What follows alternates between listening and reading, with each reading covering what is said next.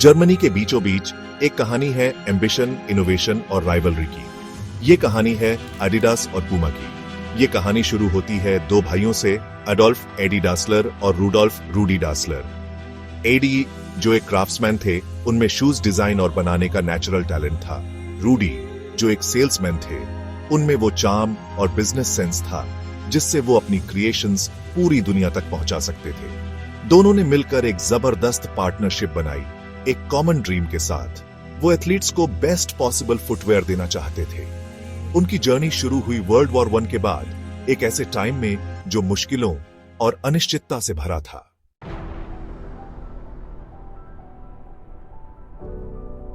Germany उस वक्त rebuild कर रहा था। रिसोर्सेज बहुत कम थे, लेकिन डासलर ब्रदर्स ने अपने ड्रीम को नहीं छोड़ा। अपनी मां के छोटे से लॉन्ड्री रूम में उन्होंने एक छोटा सा वर्कशॉप सेटअप किया। उनके टूल्स बेसिक थे, मटेरियल लिमिटेड था, लेकिन उनका डिटर्मिनेशन कम नहीं हुआ। डासलर शूज की क्वालिटी के बारे में बातें फैलने लगी। एथलीट्स को समझ आने लगा कि ये शूज अलग हैं। जल्द ही पूरे जर्मनी के एथलीट्स डासलर ब्रदर्स के शूज ढूंढने लगे।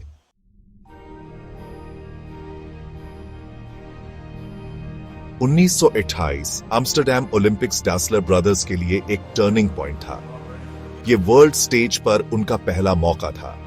डासलर शूज पहने जर्मन एथलीट्स ने बहुत अच्छा परफॉर्म किया। दुनिया ने हेर्जोगेनाउराख के इन भाइयों को नोटिस करना शुरू कर दिया। इस सक्सेस ने उनके एम्बिशन को और बढ़ाया। उन्होंने न्यू मटेरियल्स के साथ एक्सपेरिमेंट किए, शू डिजाइन की बाउंड्रीज को पुश किया।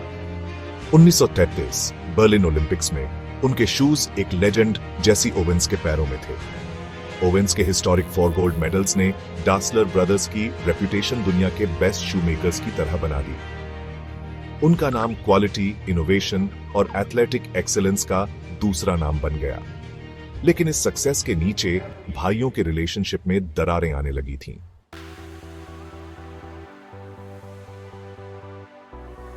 साल था 1924। इस अनसर्टेनिटी के बीच डासलर ब्रदर्स ने एक बड़ा रिस्क लिया। उन्होंने अपनी पार्टनरशिप को ऑफिशियल बनाया, अपनी कंपनी गेब्रूडर डासलर शू फैब्रिक के नाम से रजिस्टर कराई। उनका छोटा सा वर्कशॉप, जो पहले उनकी मां के लॉन्ड्री रूम में था, अब उनके ग्रोइंग बिजनेस के लिए काफी नहीं था। उन्हें एक बड़ी जगह, एक प्रॉपर फैक्ट्री की जरूरत थी। उन्हें ये जगह अपने घर के पास एक पुराने टैनरी में मिली। डासलर ब्रदर्स ने सिर्फ एक फैक्ट्री नहीं बनाई थी, उन्होंने इनोवेशन का एक हब बनाया था।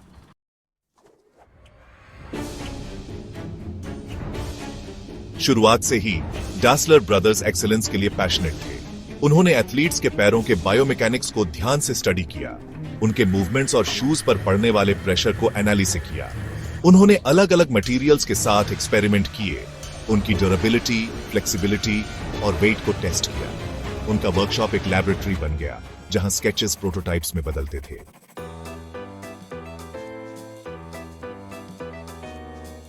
भाइयों के अलग अलग पर्सनालिटीज ने शुरुआत में उनकी पार्टनरशिप को कॉम्प्लीमेंट किया।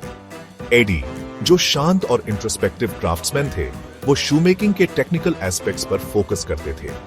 रूडी, जो आउटगोइंग और कैरिस्मेटिक सेल्समैन थे, वो बिजनेस साइड संभालते थे। साथ मिलकर उन्होंने एक जबरदस्त टीम बनाई।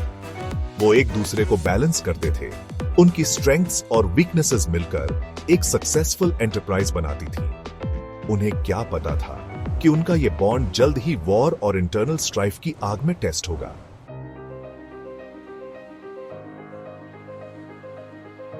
(1928) एम्स्टर्डम ओलंपिक्स डासलर ब्रदर्स और उनकी नई कंपनी के लिए एक टर्निंग पॉइंट साबित हुआ। पहली बार उनके shoes world's biggest sporting stage पर कंपीट करने वाले एथलीट्स के पैरों में थे। ओलंपिक स्टेडियम का माहौल इलेक्ट्रिक था। इन एथलीट्स में कई जर्मन एथलीट्स भी थे जिन्होंने डासलर ब्रदर्स के फुटवेयर पर ट्रस्ट किया था। जैसे जैसे इवेंट्स होते गए, दुनिया देखती रही।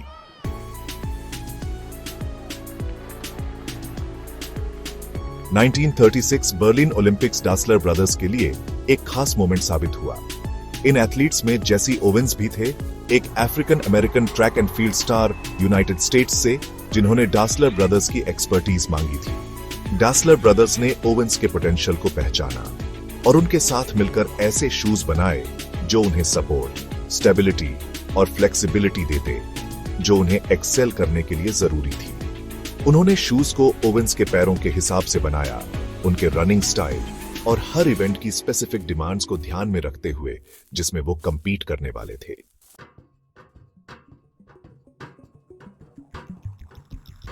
डासलर ब्रदर्स के शूज की वर्ल्ड स्टेज पर सक्सेस ने उन्हें फेम और फॉर्च्यून दिलाई। उनकी कंपनी फ्लरिश हुई, ऑपरेशंस और वर्कफोर्स एक्सपैंड हुए।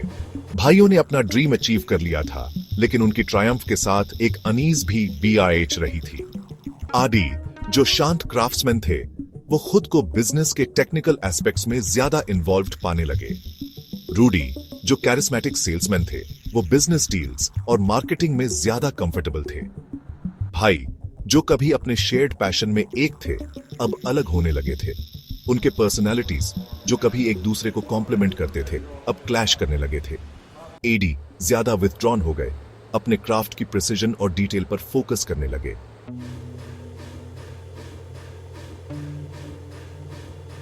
वर्ल्ड वॉर 2 की शुरुआत ने डासलर ब्रदर्स की लाइव्स और उनकी कंपनी पर एक लंबा साया डाल दिया। ग्लोबल कॉन्फ्लिक्ट, अनसर्टेनिटी, हार्डशिप और अनीज लेकर आया। एक समय पर फ्लरिशिंग फैक्ट्री को प्रोडक्शन कम करना पड़ा क्योंकि रिसोर्सेज कम हो गए थे और मैन पावर वॉर एफर्ट में लगा दिया गया था। भाई, जो कभी अपने शेयर्ड ड्रीम से जुड़े थे, अब ज्यादा डिसएग्री करने लगे थे। एडी, जिन्हें फिजिकल एलिमेंट की वजह से मिलिट्री सर्विस के लिए अनफिट माना गया था, हेर्सोगेनाउरख में ही रहे, फैक्ट्री के लिमिटेड ऑपरेशंस को देखते हुए। दूसरी तरफ रूडी को वेयरमार्क्ट जर्मन आर्मी में ड्राफ्ट कर लिया गया। जैसे जैसे वॉर आगे बढ़ता गया, भाइयों के बीच कम्युनिकेशन कम होने लगा।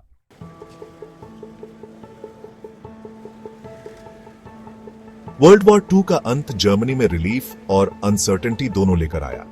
डासलर ब्रदर्स अपने देशवासियों की तरह अपनी लाइव्स और बिजनेसेस को रीबिल्ड करने के मुश्किल काम का सामना कर रहे थे। इस केओस और अनसर्टेनिटी के बीच भाइयों के बीच की रिजेंटमेंट ज्यादा बाज गई। एक्यूजेशंस हुए, पुराने जख्म हरे हो गए और जो नाजुक पीस उन्हें जोड़े हुए थी वो टूट गई। कुछ कहते हैं कि यह बिजनेस स्ट्रैटेजी को लेकर डिसएग्रीमेंट था, कुछ कहते हैं पर्सनालिटीज का क्लैश था। सच्चाई जो भी हो, आउटकम क्लियर था। डासलर ब्रदर्स, जो कभी इंसेपरेबल पार्टनर्स थे, अब बिटर राइवल्स थे। 1948 में जो होना ही था वो हुआ। भाइयों ने अपनी कंपनी को स्प्लिट करने का फैसला किया।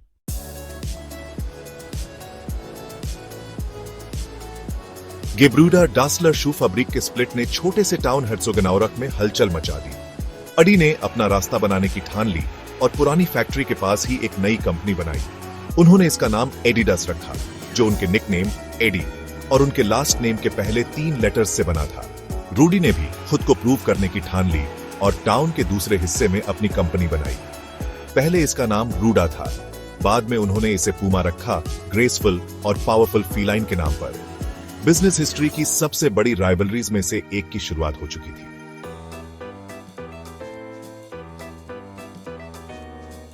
स्प्लिट इमोशनली टर्बुलेंट होने के बावजूद एडी डासलर में एक नई आग लगा दी। उन्होंने अपना पूरा ध्यान एडिडास में लगा दिया, अपनी वर्थ प्रूव करने और एक ऐसा ब्रांड बनाने के लिए जो उनके भाई के साथ मिलकर बनाई गई सक्सेस से भी बड़ा हो। वो समझते थे कि इनोवेशन ही उनकी सक्सेस की है। एडिडास के शुरुआती साल रेजिलियंस और इंजेन्युइटी से भरे थे। एडी, जो हमेशा एक क्राफ्ट्समैन रहे, शू मेकिंग प्रोसेस के हर एस्पेक्ट को खुद देखते थे। वो समझते थे कि उनकी रेपुटेशन, उनकी लेगेसी, उनके प्रोडक्ट्स की क्वालिटी और परफॉर्मेंस पर डिपेंड करती है।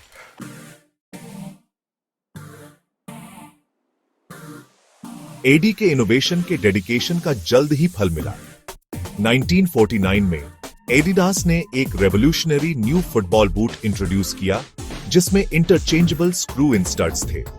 इस इनोवेशन ने एथलीट्स को प्लेइंग सरफेस और वेदर कंडीशंस के हिसाब से अपने फुटवेयर एडजस्ट करने की पावर दी, जिससे ट्रैक्शन और स्टेबिलिटी में जबरदस्त एडवांटेज मिला।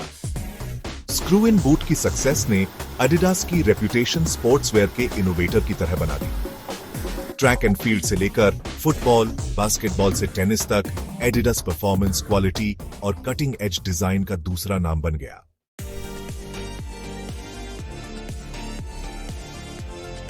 (1952) हेलसिंकी ओलंपिक्स ने एडिडास को अपने इनोवेशंस शोकेस करने के लिए एक ग्लोबल प्लेटफॉर्म दिया। दुनिया ने देखा कि एडिडास शूज पहने एथलीट्स ने अपने इवेंट्स में डोमिनेट किया। आइकॉनिक 3 स्ट्राइप्स जो कभी सपोर्ट के लिए एक सिंपल डिजाइन एलिमेंट थे, अब एथलेटिक एक्सीलेंस का सिंबल बन गए थे, चैंपियंस द्वारा पहना जाने वाला एक बैज ऑफ ऑनर। एडिडास की वर्ल्ड स्टेज पर सक्सेस ओलंपिक्स से आगे भी फैली। ब्रांड अपनी हम्बल बिगिनिंग से आगे भी आज गया था, एथलेटिक एस्पिरेशन और अचीवमेंट का सिंबल बन गया था।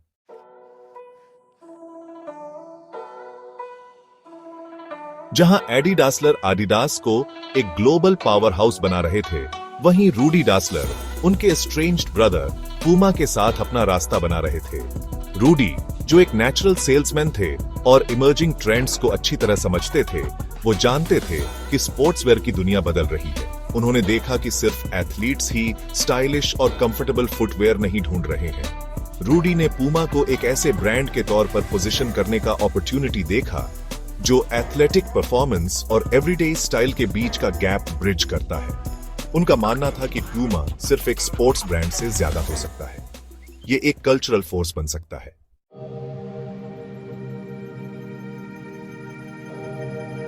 पूमा के लिए रूडी का विजन ब्रांड के मार्केटिंग और डिजाइन फिलॉसफी में दिखता था। वो सेलिब्रिटी एंडोर्समेंट्स की पावर समझते थे और ऐसे एथलीट्स के साथ पार्टनरशिप्स करते थे जो पूमा के स्पीड, एजिलिटी और स्टाइल के स्पिरिट को रिप्रेजेंट करते थे। उन्होंने यूसेबियो और पेले जैसे फेमस फुटबॉलर्स के साथ डील साइन किए, जिनकी पिच पर विक्टरीज ने पूमा के प्रोफाइल को और ऊंचा किया। रूडी ने पॉपुलर कल्चर के ग्रोइंग इन्फ्लुएंस को भी पहचाना। पूमा के शूज अपने स्लीक सिलुएट्स, बोल्ड कलरवेज और डिस्टिंक्टिव फॉर्म स्ट्रिप लोगो के साथ एक कवेटेड आइटम बन गए, इंडिविजुअलिटी और एफर्टलेस कूल का सिंबल।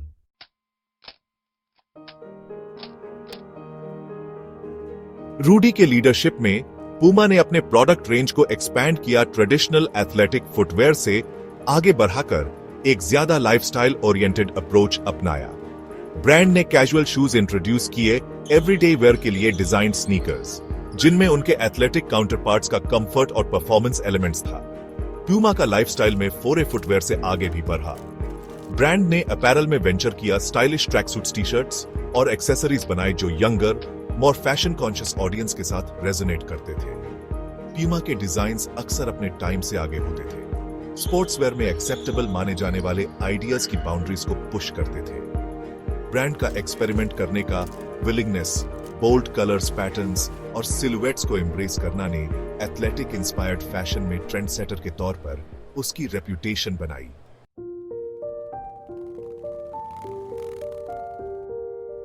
पूमा की सबसे सिग्निफिकेंट पार्टनरशिप्स में से एक मोटर स्पोर्ट्स की दुनिया में रही है, खासकर फॉर्मूला 1 में। रूडी डासलर ने पूमा को स्पोर्ट की स्पीड और इनोवेशन की इमेज के साथ अलाइन करने का अपॉर्चुनिटी देखा।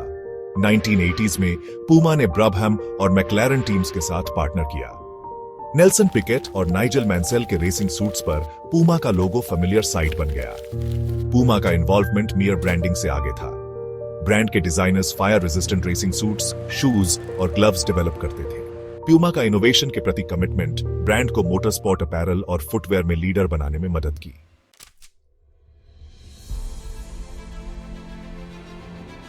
एडिडास और पूमा के बीच राइवलरी एक बिटर फैमिली फ्यूड से शुरू होकर दोनों ब्रांड्स के इनोवेशन और ग्लोबल डोमिनेंस के रिलेंटलेस परस्यूट के पीछे ड्राइविंग फोर्स बन गई।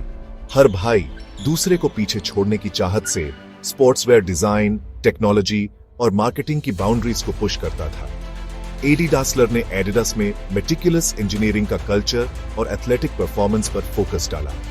उनके इनोवेशंस ने एथलीट्स को स्पीड, एजिलिटी और एंड्योरेंस के न्यू लेवल्स अचीव करने में मदद की। रूडी डासलर ने पूमा में स्टाइल का सेंस और इमर्जिंग कल्चरल ट्रेंड्स की अंडरस्टैंडिंग डाली। उन्होंने पूमा को म्यूजिक, फैशन और स्पोर्ट के आइकॉन्स के साथ अलाइन किया, ब्रांड को यूथफुल रिबेलियन और एफर्टलेस कूल का सिंबल बना दिया।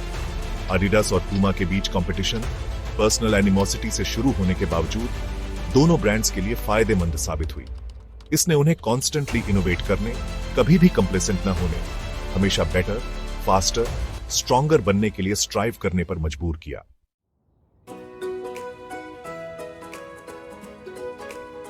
एक छोटे से जर्मन टाउन में हम्बल बिगिनिंग से एडिडास और पूमा ग्लोबल आइकॉन्स बन गए हैं। उनके लोगोस एथलेटिक एस्पिरेशन और अचीवमेंट के इंस्टेंटली रिकॉग्नाइजेबल सिंबल्स हैं। उनका influence track and field, football pitch या बास्केटबॉल कोर्ट से बहुत आगे तक फैला है। एडिडास और प्यूमा पॉपुलर कल्चर का हिस्सा बन गए हैं। उनके शूज और अपैरल कवेटेड आइटम्स हैं। वो स्पोर्ट्सवेयर ब्रांड से कल्चरल फोर्सेस बन गए हैं, ट्रेंड्स शेप करते हुए, स्टाइल इन्फ्लुएंस करते हुए। उनकी स्टोरीज ह्यूमन इंजेन्युइटी, डिटर्मिनेशन और स्पोर्ट के एंड्यूरिंग एल्यूर की पावर का प्रमाण है। उन्होंने हिस्ट्री को अनफोल्ड होते देखा है। उनके शूज ऐसे एथलीट्स के पैरों में रहे हैं जिन्होंने रिकॉर्ड्स तोड़े हैं। 1936 बर्लिन ओलंपिक्स में जेसी ओवेंस की हिस्टोरिक विक्ट्री से लेकर यूसेन बोल्ट के इलेक्ट्रीफाइंग स्प्रिंट्स तक एडिडास और पूमा वहां रहे हैं। डासलर ब्रदर्स की लेगेसी कॉम्प्लेक्स और मल्टीफैसेटेड है। उन्होंने इनोवेशन की लेगेसी छोड़ी, ग्लोबल ब्रांड्स बनाने का ब्लूप्रिंट और एक राइवलरी जो इंडस्ट्री की बाउंड्रीज को पुश करती थी। उनकी कहानी रिमार्केबल अचीवमेंट्स को जन्म दे सकती है। ये ह्यूमन इंजेन्युइटी की पावर और स्पोर्ट के एंड्यूरिंग अल्यूर का प्रमाण है। आज एडिडास और पूमा इनोवेट करना और इंस्पायर करना जारी रखते हैं। वो स्पोर्ट्सवेयर टेक्नोलॉजी में सबसे आगे हैं।